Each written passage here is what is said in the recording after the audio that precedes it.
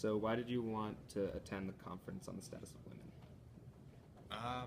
Mostly because it was in New York. I didn't really know much about what the conference would be about or any of that stuff. I knew it was on women's rights, but I didn't know like what kind of stuff we do. But mostly just because I wanted to hang out in New York. What was your favorite part on the CSW? Probably the teen orientation day, because it was just cool to hang out with all these other high schoolers from all over the country who are also passionate about the same things that we are. So that was cool. I like that. What was your favorite session that you attended? Ooh.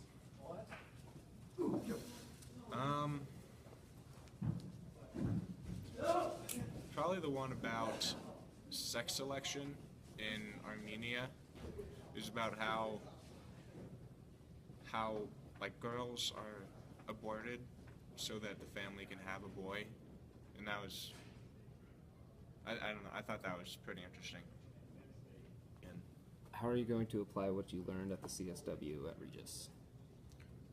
well, Mr. Katz and the group who went have already started a club about it, so gonna do stuff like that, and then also just like if you like hear something in the hallway as you're walking to class or something like that, if you see someone do something, then just something negative, not something positive. If you see someone do something negative, then just say, hey, stop that. You could have given me the question early. I've always been interested in global women's issues, so I thought that the content would be fascinating. I also thought it was a nice opportunity to get to go to New York City and hang out with the students, get an opportunity to be with students and learn with students outside the classroom. I'll always take those. So. I think being able to be around so many different people from all over the world that work in so many different capacities and all these different NGOs and organizations, I think that was pretty awesome. Really cool opportunity that I haven't had before, but also just being in New York and getting to explore that. Devin Burke was a great tour guide, so we're thankful for him. Yeah, I had only been to New York once and I was a lot younger, so it was good to get to see New York City. What was your favorite session at the CSW? Okay. My favorite session, I don't remember the formal title, but it was about nonviolence and as an approach to stopping violence, stopping war. And so we heard from trains men and women to be peacekeepers, and they live in community, are in the communities that are experiencing violence, and they just gave a really fascinating presentation about how there are alternatives to violence, to war, and they were really successful. So they were working in South Sudan, which is going through somewhat of a civil war and our tribal wars, and how successful it was. And they also talked a lot about how they use women as peacekeepers in the community, because in some ways they found women can be more effective because they're not usually the ones fighting.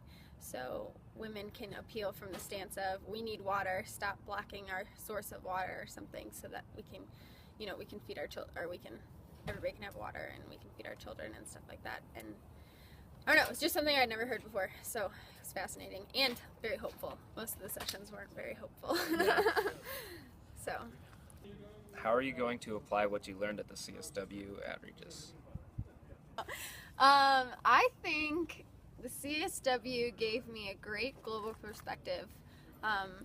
It helps to just keep check on our problems and how our problems affect the rest of the world, and also just where people really need help. I liked getting a check in that perspective, but in just a Regis way, I think I'm just going to try to be a great mentor, great guide.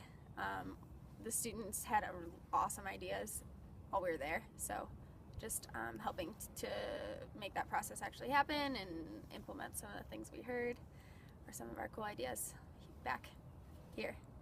So I'll be a teacher, oddly enough. Here, I'll be a teacher. I think sometimes in the United States that women's issues can seem very controversial and dramatic, and so people tend to stray away from them for whatever reason. The feminist movement makes everyone tense. So that's why we, a group of 4 boys and 3 girls from Regis Jesuit High School, went to New York. My favorite part of the trip was just walking around New York and seeing the city. It's the first time that I went to New York, so I had a great time just getting to know the city and seeing all the tall buildings and everything. We were part of a larger delegation consisting of students from Regis Jesuit, St. Mary's Academy, Narings Hall High School, and Kansas City Academy. Our mission was to find ways to make the issue of the status of women and girls around the world a more accessible topic. Also, the one that really related to me was the males involved in the caregiving of children. So, like, the typical American dream is like marrying someone and having kids, and then the guy goes off to work and the woman stays at home and takes care of the kid. And I don't think that's like a fair representation of the society, I guess. So what started out at the beginning of, oh, the United Nations, this is awesome. They come up with these 8 goals, and as a world, as a global community, we have these 8 goals. How great of us. And throughout the course of the week, I managed to slowly strike down what we had missed and what populations across the world were left out of those goals.